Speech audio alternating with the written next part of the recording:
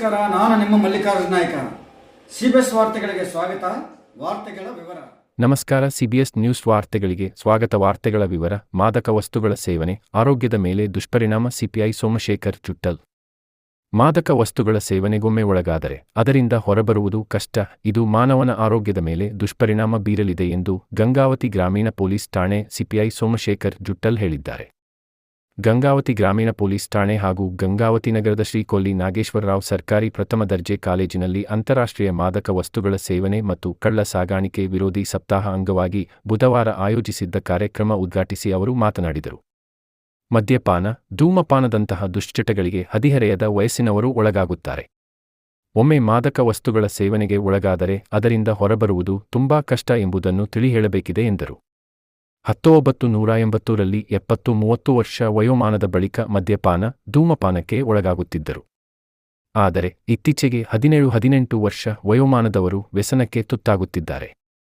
ಇವರು ಸಾಮಾನ್ಯ ವ್ಯಕ್ತಿಗಿಂತ 3 ಪಟ್ಟು ಹೆಚ್ಚು ಕಾಯಿಲೆಗಳಿಗೆ ಒಳಗಾಗುತ್ತಾರೆ. ಸಾವು ಬೇಗ ಸಂಭವಿಸುತ್ತದೆ ಎಂದರು.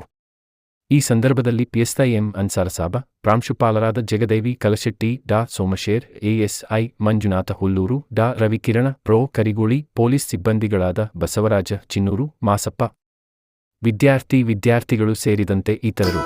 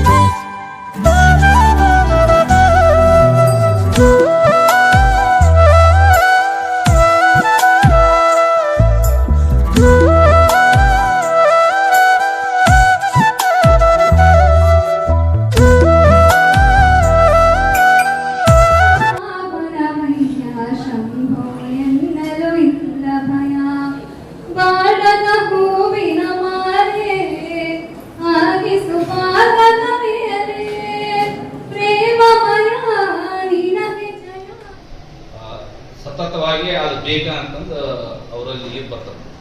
ಆಮೇಲೆ ಕೇರ್ ಇರೋಲ್ಲ ಅದನ್ನ ಯೂಸ್ ಮಾಡೋದ್ರಿಂದ. ನಾವೆಲ್ಲಿದ್ದೀವಿ, ಏನ್ ಮಾಡ್ತಾ ಇದ್ದೀವಿ, ಹಂಗ ಏನಂತ ಅನ್ನೋದು ಇರೋದಿಲ್ಲ. ಇದಾಗಿ ನಾನು ಜಸ್ಟ್ ಒಂದು 2 ತಿಂಗಳಿಂದ ಇದ್ರ ಬಗ್ಗೆ ಒಂದು ಇಲ್ಲೇ ಕೇಸ್ ಮಾಡಿದ್ವಿ. ಇಲ್ಲಿ ಜಂಗಮರ ಕಲ್ಗುಡಿ ಅಂತ ಬರ್ತದೆ. ಜಂಗಮರ ಕಲ್ಗುಡಿಯಲ್ಲಿ ಇದಕ್ಕೆ ಸಂಬಂಧಪಟ್ಟಂಗೆ ನಾವೊಂದು ಕೇಸ್ ರಿಜಿಸ್ಟರ್ ಮಾಡಿದ್ದೀನಿ. ಅದು ಹೆಂಗೆ ಮಾಡ್ತಾರೆ ಅಂತಂದ್ರೆ, ಅದು ಮಾದಕ ದ್ರವ್ಯ ಅಂತಂದ್ರೆ ಗಾಂಜಾ ಬರ್ತದೆ, ಅಫೀಮು, ಚರಸ್ಸು, ಕೊಕೈನು, ಈ ರೀತಿ ಬೇರೆ ಬೇರೆ ಬರ್ತವೆ. ಈವನ್ ಡ್ರಗ್ಸ್ ಅಂದ್ರೆ ಇವು ಟ್ಯಾಬ್ಲೆಟ್ಸ್, ಕೆಲವೊಂದಿಷ್ಟು ಟ್ಯಾಬ್ಲೆಟ್ಸ್ ಅನ್ನ ಏನ್ ಮಾಡ್ತಾರೆ, ಆರೋಗ್ಯ ಇಲ್ಲದಾಗ ಉಪಯೋಗ ಮಾಡಕ್ ಕೊಟ್ಟಿರ್ತಾರೆ. ಏನೋ ಅನಾರೋಗ್ಯ ಇರ್ತೈತಿ, ಅನಾರೋಗ್ಯ ಇದ್ದಾಗ ಟ್ಯಾಬ್ಲೆಟ್ಸ್ ಕೊಡ್ತಾರ, ಅದನ್ನ ಅವಾಗ ಸೇವನೆ ಮಾಡಿದ್ರೆ ಅದರಿಂದ ಆರೋಗ್ಯ ಸುಧಾರಿಸ್ತದೆ. ಬಟ್ ಅದನ್ನ ಏನ್ ಮಾಡ್ತಾರ, ಈಗ ನಾವು ಆರೋಗ್ಯವಂತ ಮನುಷ್ಯರು ನಾವು ಅದನ್ನ ಏನು ಅನಾರೋಗ್ಯ ಇದ್ದಾಗ ತಗೊಳ್ಳೋದಿರ್ತಲ್ಲ, ಅದನ್ನ ತಗೊಂಡ್ರೆ ಅದಕ್ಕೆ ಮತ್ತೆ ಬರ್ತೈತಿ. ಸ್ವಲ್ಪ ನಾನು ನೋಡ್ದಂಗೆ ಇದು ಫಸ್ಟ್ ಟೈಮ್ ನಾನು ನೋಡಿದ್ದು, ಆ ಗುಳಿಗಿನ ಏನ್ ಮಾಡ್ತಾರ, ನೀರಲ್ಲಿ ಕರಗಿಸಿ ಅದನ್ನ ಸಿರಿಂಜ್ನಲ್ಲಿ ತಗೊಂಡು ಇದರಲ್ಲೇ ನರದಲ್ಲಿ ಇಂಜೆಕ್ಷನ್ ಕೊಡ್ತಾರೆ. ಈ ಭಾಗದಲ್ಲಿ ಎಸ್ಪೆಷಲಿ ಈ ಗಂಗಾವತಿ ಭಾಗದಲ್ಲಿ ಜಾಸ್ತಿ ನಡೀತಾ ಇದೆ. ಇದಕ್ಕೆ ಸಂಬಂಧಪಟ್ಟಂಗೆ ನಾವು ಕೇಸು ಮಾಡಿದ್ದೀವಿ, ಅರೆಸ್ಟ್ನು ಮಾಡಿದ್ವಿ.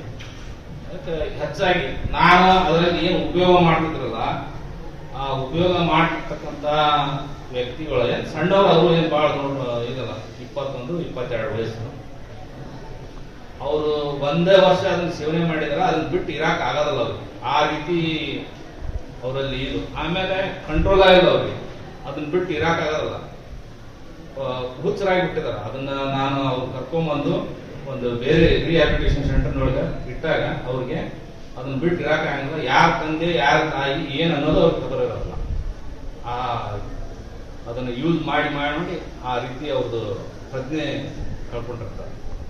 ಅದಕ್ಕೆ ನಾವು ಹೆಚ್ಚಾಗಿ ಇದನ್ನ ಯುವಜನರಿಗೆ ಇದು ಎಚ್ಚರದಿಂದ ಇರಬೇಕು ಅನ್ನೋ ಉದ್ದೇಶದಿಂದ ನಾವು ಕಾಲೇಜಿನಲ್ಲಿ ಇದನ್ನ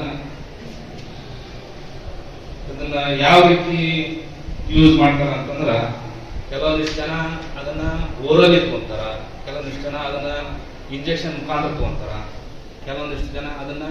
ಕೆಲವೊಂದಿಷ್ಟು ಮೂವ್ ಮೇಲೆ ತಗೋತಾರ. ಈ ರೀತಿ ಬೇರೆ ಬೇರೆ ಇದರಲ್ಲಿ ತಗೊಳ್ತಾರ. ಅದರಿಂದ ಒಟ್ಟ ದೈಹಿಕವಾಗಿ ಅಷ್ಟೇ ಅಲ್ಲ, ಮಾನಸಿಕವಾಗಿ, ಆರ್ಥಿಕವಾಗಿ ಎಲ್ಲರಿಂದನೂ ಅದರಿಂದ ಸೇರಿಸಿ ಜನ ಇದನ್ನ ಏನೋ ಡ್ರಗ್ಸ್ ಯೂಸ್ ಮಾಡ್ತಾರೆ. ಪ್ರತಿ ವರ್ಷ 5,70,000 ಜನ ಇದರಿಂದ ಸಾಯ್ತಾರೆ. ನಮ್ಮಲ್ಲಿ ಇಂಡಿಯಾದಲ್ಲಿ ಅಂತಂದ್ರೆ 7 ಕೋಟಿ ಜನ ಇದನ್ನ ಯೂಸ್ ಮಾಡ್ತಾರೆ. ಪ್ರತಿ ದಿವಸ ಈ ಏನು ಡ್ರಗ್ಸ್ ಯೂಸ್ ಮಾಡಿ ಪ್ರತಿದಿನ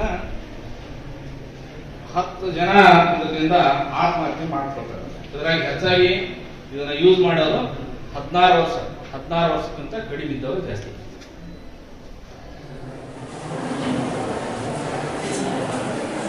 ಜೂನ್ 26ರಂದು ನಮ್ಮ ಸರ್ಕಾರ ಈ ಬಗ್ಗೆ ಒಂದು ಅಧ್ಯಯನ ಮಾಡಿ ಈ ತಾರೀಕಿನಂದು ಮಾದಕ ವಸ್ತು ಇರಬಹುದ ಬಗ್ಗೆ ತಮಗೆ ತಿಳಿಸಲು ಒಂದು ಆಜ್ಞೆ ಮಾಡಿರ್ತಾರೆ. ಅದಕ್ಕೆ ನಾವು ಈ ದಿನ ಬಂದು ಈ ಕಾರ್ಯಕ್ರಮಕ್ಕೆ ಇಟ್ಕೊಂಡಿದ್ದೀವಿ. ಮಾದಕ ವಸ್ತುಗಳು ಅಂದ್ರೆ ನೀವು ಮದ್ಯಪಾನ, ತಂಬಾಕು, ಕೆರೆ, ಅಫೀಮ್, ಗಾಂಜಾ, ಕೊಕೇನ್ ಇದನ್ನ ಈಗಿನ ಇದಕ್ಕೆ ಮಾದಕ ವಸ್ತುಗಳಂತ ನಾವು ಟ್ಯಾಬ್ಲೆಟ್ಸ್, ನಿದ್ದೆ ಮಾತ್ರೆಗಳು, ಹೆವಿ ಬಾಡಿ ಹೆಡ್ ಪೇನ್ ಇದ್ರೆ 300-200 ಡೋಸ್ ಬದಲು 500 ಮತ್ತು ಹೆವಿ ಕನ್ಸ್ಯೂಮ್ ಮಾಡೋದ್ರಿಂದ ಮನುಷ್ಯ ತನ್ನ ತಾನೇ ಯಾರು ಅಂತ ಗೊತ್ತಾಗಲ್ಲ. ಒಂದು kind of drug. I am not A doctor, my experience ಅಂತ ಹೇಳಿ. ಈಗಿನ ಕಾಲದಲ್ಲಿ ಹುಡುಗರಿಗೆ ಚಾಕ್ಲೇಟ್ ನಲ್ಲಿ ಇಂಜೆಕ್ಷನ್ ಹಾಕ್ಬಿಟ್ಟು ಅಥವಾ ಅದನ್ನ ಮಿಕ್ಸ್ ಮಾಡಿಬಿಟ್ಟು ಕೊಡ್ತಾರೆ. ಎಷ್ಟೋ ಸಾರಿ ಟಿವಿಯಲ್ಲಿ ಹೇಳ್ತಾರೆ, ಪಬ್ಲಿಕ್ ಅಲ್ಲಿ ಹೇಳ್ತಾರೆ, ಚಾಕ್ಲೇಟ್ ಯಾರು ಕೊಟ್ಟು ತಗೊಂಡ್ಬೇಡಿ. ಬಸ್ ಸ್ಟ್ಯಾಂಡ್ ಹೇಳ್ತಿರ್ತಾರೆ, ಕೇಳ್ತೀರ, ಯಾರು ಚಾಕ್ಲೇಟ್ ಕೊಟ್ಟು ತಗೊಂಡ್ಬೇಡಿ, ಸೇವಿಸಬೇಡಿ. ಆಮೇಲೆ ಬಬಲ್ ಗಮ್ ಅಂತ ಹುಡುಗರಿಗೆ ಪರ್ಟಿಕ್ಯುಲರ್ ಆಗಿ ಸ್ಟೂಡೆಂಟ್ಸ್ಗೆ ಮತ್ತು ಹುಡುಗರಿಗೆ ಚಾಕ್ಲೇಟ್ಸ್ ಬಬಲ್ ಗಮ್ ಅಂತ ಕೊಡ್ತಾರೆ. ಈಗ ಹುಡುಗರು ಎಕ್ಸ್ಟ್ರಾ ತಿಂತಾರೆ, ಅವ್ರು ಬಬಲ್ ಗಮ್ ಅಂತ ಒಂಥರ ಏನ ಕೇಳಿಗೆ ನಾನು ಅದು ಬೇಡ. ಯಾರು ಬಬಲ್ ಗಮ್ ತಗೊಳೋದಿದ್ರೆ ತಾವು ದುಡ್ಡು ಕೊಟ್ಟು ಯಾರು ಕೊಟ್ಟು ತಗೋಬೇಡಿ ದಯಮಾಡಿ. ನೀವು ಇದನ್ನ ಡ್ರಗ್ಸ್ ಅಡಕ್ಟ್ ಆಗ್ಬಿಟ್ರೆ ನಿಮ್ಮ ಜೀವನವನ್ನು ನೀವು ಲೈಫ್ ಸ್ಪಾಯ್ಲ್ ನಿಮ್ಮ ಮೇಲೆ ಡಿಪೆಂಡ್ ಆಗಿರ್ತಾರೆ. ಹಿಂದೆ ಮುಂದೆ ನೀವು ಹೋಗ್ಬಿಟ್ಟು ಮದುವೆ ಆಗ್ತಾರೆ. ಮುಕ್ತವಾಗಿ ಹೇಳಿದ್ರಿ. ಅವಾಗ ಅವರಿಗೆ ತಲೆ ಕೊಟ್ಟಿದ್ದೆ. ಅವ್ನ ತಮ್ಮದು ಸೇದಿದ ಮೇಲೆ ನನಗೆ ಒಂದು ಮಾತು ಹೇಳಿದ, ಸರ್ ನನ್ನಿಂದ ಈ ಕೆಲಸ ಮಾಡಿಸಿದ್ದು ತಪ್ಪೇನೋ ಅಲ್ಲ, ಆದ್ರೂ ನಾನು ನಿಮ್ಮನ್ನ ಕ್ಷಮಿಸ್ತೀನಿ. ಆದ್ರೆ ನೀವು ಇದನ್ನ ಸೇರಿ ಏನಾದ್ರೂ ಆದ್ರೆ ನಾನು ಸಹಿಸಕ್ಕಾಗಲ್ಲ ಸರ್. ಆ ಕ್ಷಣದಿಂದ ನಾನು ಸ್ಮೋಕ್ ಡ್ರಾಪ್ ಮಾಡು. ಇವತ್ತುವರೆಗೂ ಐ ನೆವರ್ ಸ್ಮೋಕ್. ನಮ್ಮ ಕಾಲೇಜ್ ಯಾಕೆ ಹೇಳ್ತಾ ಇದ್ದೀನಿ ಅಂದ್ರೆ, ಈ ಆದರ್ಶವನ್ನ ನೀವು ರೂಢಿಸ್ಕೊಂಡಾಗ ಮಾತ್ರ ಒಂದು ಸದೃಢ ವ್ಯಕ್ತಿತ್ವವನ್ನ ರೂಢಿಸ್ಕೊಳ್ಳಕ್ಕೆ ಸಾಧ್ಯ. ಈ ವ್ಯಸನಕ್ಕೆ ನೀವೇನಾದ್ರೂ ಆದ್ರೆ ಅಪರಾಧಿಗಳಾಗಕ್ಕೆ ತುಂಬಾ ಹತ್ತಿರ ಇರ್ತೀರಿ. ಸೊ ನೀವು ಅಪರಾಧಿಗಳು ಆಗ್ಬಿಡ್ತೀರಿ ಅಂತ ಸಾಹೇಬರು ಬಹಳ ಸ್ಪಷ್ಟವಾಗಿ ಹೇಳಿದ್ರು. ಚಟದ ಬಗ್ಗೆ ಸಂಸ್ಕೃತದಲ್ಲಿ ಒಂದು ಶ್ಲೋಕ ಇದೆ, ಯತ್ ಅಕರಣೆ ಚಿತ್ತ ಕ್ಷೋಭ ಭವತಿ ಏತತ್ ಚಟಂ. ಅಂದ್ರೆ ಯಾವ ಕಾರ್ಯವನ್ನ ನೀವು ಮಾಡದೇ ಇದ್ರೆ ನಿಮ್ಮ ಚಿತ್ತ ಚಂಚಲಗೊಳ್ಳುತ್ತದೆಯೋ ಅದನ್ನ ಚಟ ಎಂದು ಕರೀತಾರೆ. ಅದರಲ್ಲಿ ಎರಡು ವಿಧ, ಒಳ್ಳೆಯ ಚಟ ಮತ್ತು ದುಶ್ಚಟ. ದುಶ್ಚಟ ನಿಮ್ಮನ್ನ, ಕುಟುಂಬವನ್ನ, ಸಮುದಾಯವನ್ನ, ದೇಶವನ್ನ ನಾಶ ಮಾಡ್ತದೆ. ಆದ್ರೆ ಒಳ್ಳೆಯ ಅಭ್ಯಾಸ ನಿಮ್ಮನ್ನ ಮೇಲುಸ್ತರಕ್ಕೆ ಕೊಂಡೊಯ್ಯುತ್ತದೆ. ಇಂತಹ ಜಾಗೃತಿಯ ಅಂಶಗಳನ್ನ ನಿಮ್ ಜೊತೆಗೆ ಇಟ್ಕೊಳ್ತಾ ಸಾಹೇಬರು ಒಂದು ಸ್ವಾಗತಾರ್ಹವಾಗಿರ್ತಕ್ಕಂಥ ಒಂದು ವಿಚಾರ ನಮ್ಮ ಜೊತೆ ಹೇಳಿದ್ದಾರೆ. SP ಮೇಡಮ್ ಅವ್ರನ್ನ ಕರೆಸಿ ಒಂದು ಕಾರ್ಯಕ್ರಮ ಮಾಡ್ತಾರೆ ಅಂತ. ಅದಕ್ಕೆ ನಮ್ಮ ಕಾಲೇಜಿನ ವಿದ್ಯಾರ್ಥಿ ಕಲ್ಯಾಣ ಶಾಖೆಯಿಂದ ಆ ಕಾರ್ಯಕ್ರಮ ನಾನು ಸ್ವಾಗತಿಸ್ತಿದ್ದ. ದಯಮಾಡಿ ನೀವು ಒಂದು ಡೇಟ್ ಕೊಟ್ಟು ವಿದ್ಯಾರ್ಥಿಗಳ ನೇತೃತ್ವದಲ್ಲಿ ಮಾಡ್ತೀವಿ. ಮತ್ತೆ ಆಮೇಲೆ ಇಷ್ಟೊಂದು ಸಾಹೇಬರೇನು ಹೇಳಿದ್ರು ಅವೆಲ್ಲವೂ ಹೆಚ್ಚು ಕಡಿಮೆ ನಿಮಗೆ ಗೊತ್ತಿಲ್ಲ. ಇದರಲ್ಲಿ ತಂಬಾಕು ಒಂದು ಹೊರತುಪಡಿಸಿ ಉಳಿವೆಲ್ಲ ಗೊತ್ತಿಲ್ಲ. ದೇಶಾದ್ಯಂತ ಅಂತಾರಾಷ್ಟ್ರೀಯ ಮಟ್ಟದಲ್ಲಿ ಇವೆಲ್ಲ ನಡೀತವೆ. ಜೀವನ ಪರ್ಯಂತ ನಿಮಗೆ ಇಂತಹ ಮಾದಕ ವಸ್ತುಗಳ ದುರುಪಯೋಗದ ಬಗ್ಗೆ ಗೊತ್ತಿಲ್ಲದೆ ಇರಲಿ.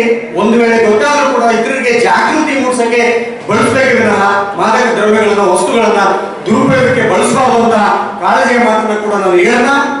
ಅವಕಾಶ ಕೊಟ್ಟಿರ್ತಾರೆ. ನನಗಂತ ನಿಮ್ಮನ್ನು ಬ್ಲೇಮ್ ಮಾಡ್ತಾ ಇಲ್ಲ.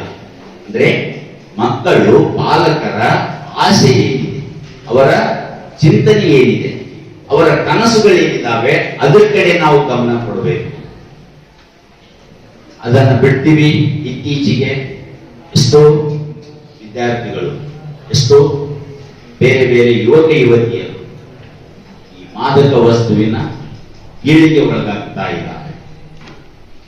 ನಾನು ಹೇಳೋದಿಷ್ಟೇ, ಈ ವಿದ್ಯಾರ್ಥಿಗಳೇ ಜಾಸ್ತಿ ಇವತ್ತು ಮಾತಾಡಲ್ಲ. ಈಗಾಗಲೇ ಗಣ್ಯಮಾನ್ಯರು ಸಾಕಷ್ಟು ವಿಷಯಗಳನ್ನ ನಮಗೆಲ್ಲ ತಿಳಿಸಿದ್ದಾರೆ.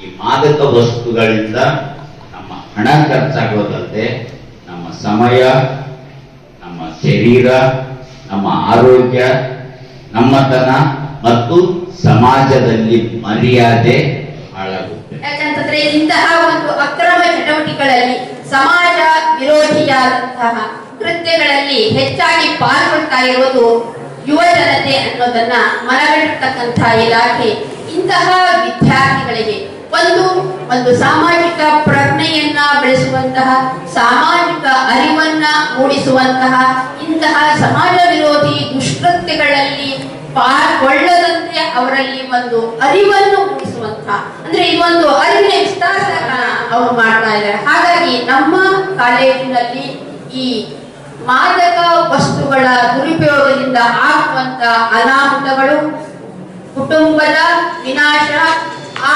ಸೇವನೆ ಮಾಡಿ